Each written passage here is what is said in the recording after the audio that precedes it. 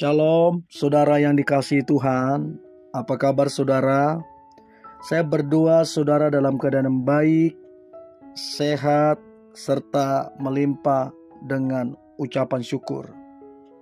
Firman Tuhan hari ini bebas dari cemburu. Sebelum kita mendengarkan firman Tuhan, mari kita berdoa. Tuhan Yesus, terima kasih buat anugerah-Mu, buat kasih-Mu terhadap kehidupan kami. Sebagaimana kami ada hari ini karena kemurahan Tuhan, karena berkat-berkat Tuhan atas kami. Tuhan, hari ini kami mau dengar firman-Mu. Urapi kami Tuhan, supaya kami mengerti, terlebih kami menjadi pelaku firman-Mu. Dalam nama Tuhan Yesus kami berdoa dan mengucap syukur. Amin. Saudara, di zaman sekarang ini, di akhir zaman ini, kita sedang ada hidup di mana iri hati dan cemburu itu banyak kita lihat ada di sekitar kita. Cemburu itu begitu merusak keluarga, begitu merusak masyarakat, bahkan kehidupan yang lebih luas dirusak oleh karena cemburu. Cemburu ini hampir sama atau persis dengan iri hati. Ada beberapa hal yang perlu kita ketahui tentang cemburu atau iri hati ini.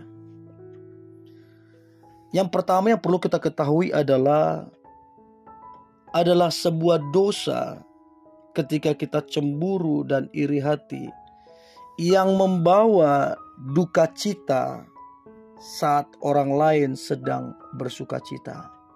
Apa artinya saudara? Contoh Yusuf. Yusuf bersuka cita karena Yusuf dapat jubah baru. Tetapi sebaliknya kakak-kakaknya, abang-abangnya Yusuf berduka cita. Karena apa? Iri, cemburu. Jadi bukannya abang-abangnya senang ketika Yusuf mendapatkan jubah baru. Justru abang-abangnya itu cemburu, iri hati. Jadi dosa yang membawa duka cita saat orang lain bersuka cita. Itu yang pertama.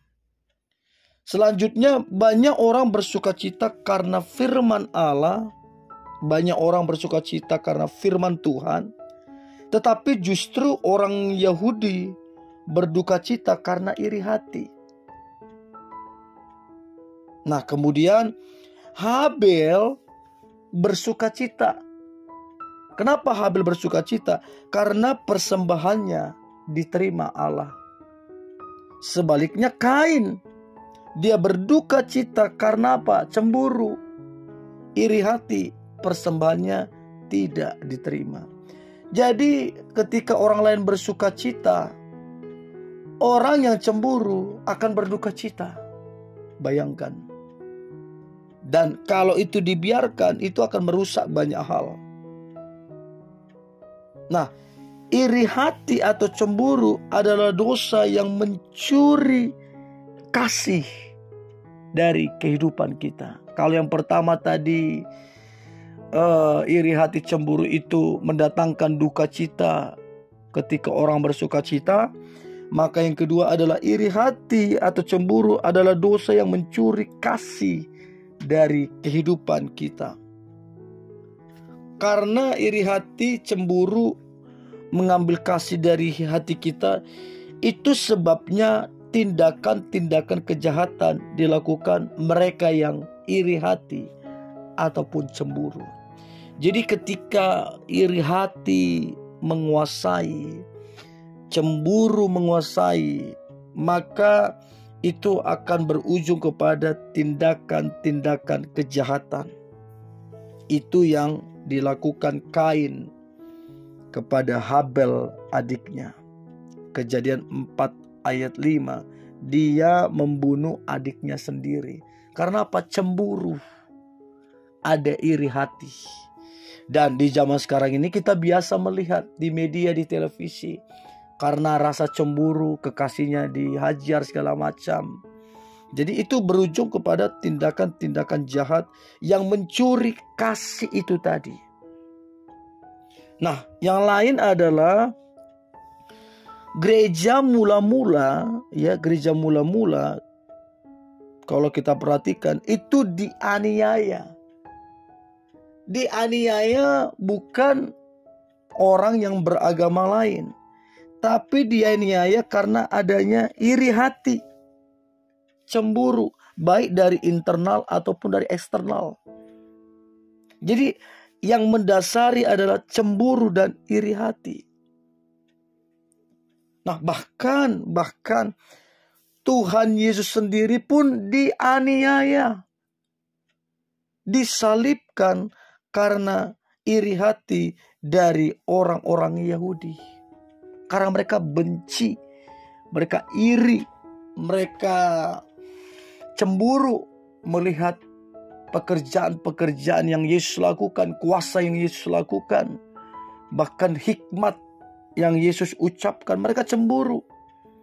Dan itu yang berujung kepada aniaya dan Yesus disalibkan.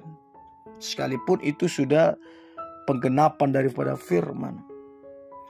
Dan yang terakhir yang perlu kita ketahui adalah iri hati atau cemburu adalah dosa yang banyak membunuh hidup manusia. Iri hati adalah celah bahkan untuk masuknya berbagai macam penyakit, stroke, jantung, kanker dan lain-lain. Itu salah satu penyebabnya karena tingginya iri hati dan cemburu itu.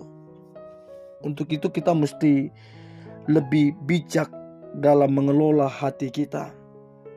Bahkan kalau kita baca, iri hati, cemburu juga berpotensi menghancurkan rumah tangga, persahabatan, bahkan dunia ini. Karena apa? Iri hati dan cemburu. Dan itu sering kita saksikan di sekitar kita, bahkan di media, di televisi.